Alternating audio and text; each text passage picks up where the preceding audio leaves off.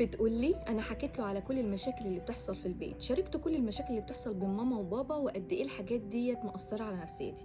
اتعاملت معاه كأن هو سندي وظهري، اتكلمت معاه بكل اريحية وكامل الاحساس بالامان. بس بعدها بفترة لقيته بدأ يتغير في معاملته معايا تماما، وبدأت معاملته معايا تبقى حادة وطف قوي وفي صعوبة في التعامل، وبيقف معايا على الواحدة في كل حاجة. وهحكي لكم حكاوي زي ما سمعتوا مشكلتنا النهاردة، وهي بتتكلم عن المشاركة، عن المشاكل اللي بتبقى في بيوتنا مع الخطيب أو الزوج.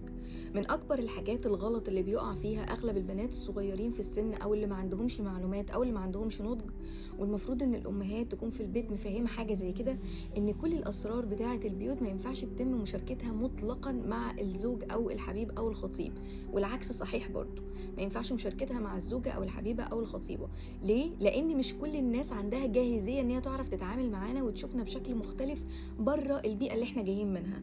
مش كل الناس عندها درجة من النضج ودرجة من المرونة ودرجة من الوعي إن هي تقدر تستوعبنا وتبقى سند وظهر لينا في المواقف الصعبة اللي احنا بنمر بيها. الأليات اللي بنمر بيها في بيت أهالينا ما ينفعش أبدا نطلع نشاركها أبدا مع البارتنر بتاعنا، أو سواء كان زوج أو حتى خطيب، لأن كل الحاجات ديت أوقات بتتاخد علينا قدام. يعني مش صح أبدا إن أنا أروح أقول له إن بابايا سابني، بابايا مش بيصرف عليا، أو إن علاقة بابا وماما مش كويسة، البيت مش مستقر، في تهديدات طول الوقت في البيت.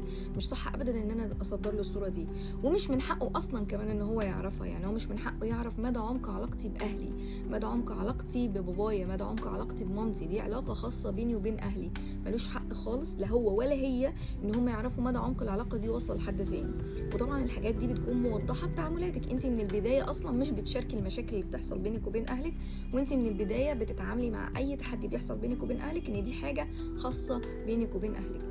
يا جماعة بكل بساطة محتاجين نعرف بناتنا الصغيرين ان اي تحديات بنتعرض ليها في بيوتنا ما بتطلعش للبارتنر مهما كان مين، مهما كان هو مصدر امان، مهما كان هو جميل قد ايه، مهما كان هو حلو، مهما كان تعاملاته راقية قد ايه. المعلومات دي مش صح ابدا ان البارتنر يعرفها، لانها مش بتبقى في صالحنا في وقت ما. وكمان مش كل الناس جاهزة ان هي تشوف المشاكل والتحديات اللي احنا تعرضنا ليها لحياتنا وتقدر تعمل لنا ثيرابي، او تقدر تكون هي السند، او تقدر تكون هي الدعم.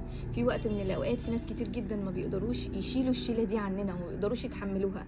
كمان احنا عندنا معتقدات كده في الوعي الجمعي ان كل الحاجات اللي احنا طالعين فيها او طالعين بيها من بيوت اهالينا، كل الحاجات دي هترفلكت على حياتنا الزوجيه. فمجرد ما يحصل اي كلاش او اي تحدي في الحياه الزوجيه يقول لك ما انتي ما بيحصل عندك في بيتك 1 2 3، ما انتي مامتك بتقول لباباكي كذا، ما انتي باباكي بيعمل كذا مع مامتك، ما انتي متعوده، ما انتي ما مش متعوده ان في راجل في حياتك، ما انتي بيحصل كذا وكذا وكذا وكذا، ما انا كنت بدخل بيتكم ما بلاقيش راجل موجود، ما انا كنت بقعد معاكي وبلاقي مامتك منفتحه قوي هي بتتكلم، وبحس ان هي يعني وهي بتتكلم كده ان هي عادي، ما عندكوش قواعد ولا عندكوا حدود في اي حاجه. المعلومات دي مهمه قوي. العلاقات الحميميه او القريبه دي محتاجين ان احنا نكون حاطين لها فريمز من الاول، محتاجين ان احنا نكون حاطين لها قواعد من الاول، في قواعد بتحكم كل الامور دي. ابويا مهما كان بيعمل معايا هو على راسي، ابويا على راسي، امي مهما كانت بتعمل معايا هي امي على راسي. ما شوهش ابدا صوره امي ولا ابويا قدام البارتنر بتاعي، حتى لو هم عاملين فيا ايه. انا بنتهم، وانا اللي اشيل الشيله، وانا اللي اتحمل الليله. البارتنر ملوش اي علاقه، شريك حياتي زوجي خطيبي ملوش اي علاقه بالتفاصيل دي خالص، ولا ان هو يتدخل فيها، ولا ان هو يعرفها مطلقا. كل التفاصيل المرتبطه باهلك ليكي انتي.